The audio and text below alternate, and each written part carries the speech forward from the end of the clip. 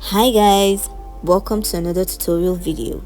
I'll be showing you how I made this Fulani hairstyle with a little variation on my hair. If you want to look like a soft babe on a budget, then this video is definitely for you. Let's go.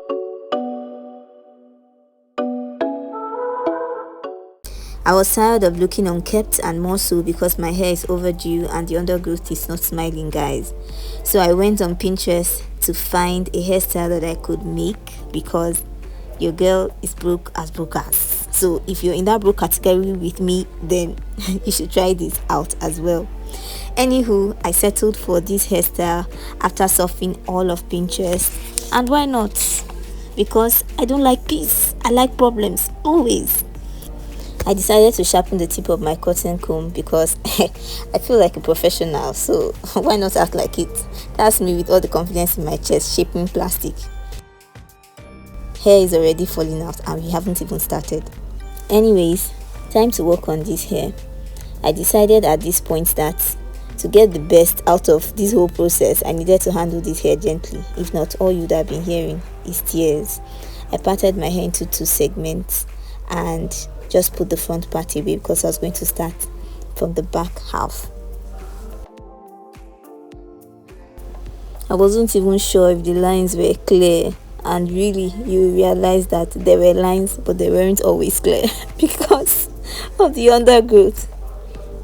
And so I had to use my finger to just feel for the lines. I guess they weren't so bad after all. So I drew out the first row for the back and I started making small parts, and for me the guide was VA, VA, VA. So if you are trying to make this hairstyle, that would be a very good guide for you. I couldn't see the back of my head, but I wanted it to look as similar to the original style as possible. I'm sure you can see that some rows were just A's or V's.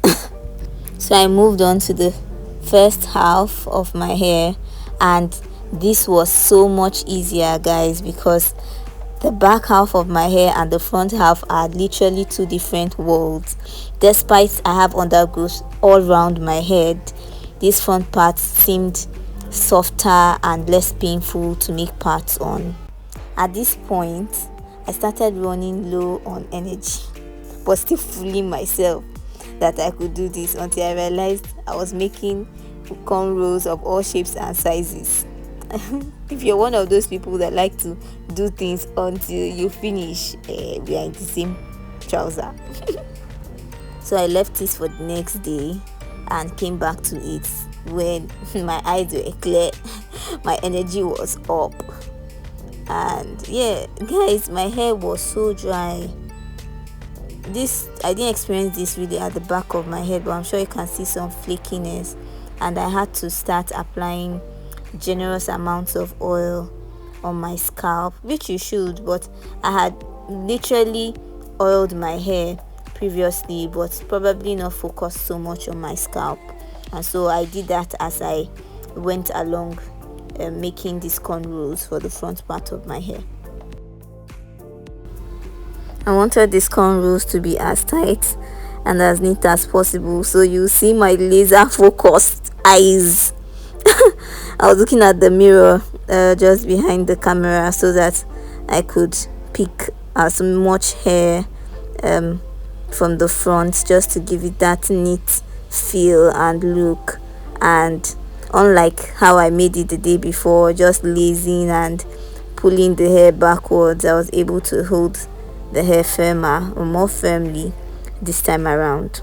And yeah, I was just boosting myself and giving myself some morale here because oh yes, oh yes, oh yes. So I handled or made the cornrows first, and then just left segments that would hold the individual braids that were supposed to come in the front. It just worked better for me that way, but if you'd rather do them whilst you're making the cornrows, then go ahead. Another tricky part of this hairstyle was the crisscross braids, and I think I got it, but the crease and crossing could have been closer to the beginning. Or what do you think? Now to the final part of this hairstyle, or this first half of the front part of this hairstyle, was the tiny braids, and it also had the VA shape. So I did my best to capture that, no matter how small the braids were. So I repeated the exact same thing on the other side of my hair to just create the balance and the overall look of the hair. It wasn't beans, guys. When I say beans, it means it wasn't easy, guys. But yeah, it didn't turn out too bad, I guess. This is the final look of the Fulani hairstyle a day after. And what do you guys think? Was it a hit or a miss? Even though it's a variation, like I said earlier, it doesn't have the curls in it, but the main point was to capture the essence of the front part of the hair especially.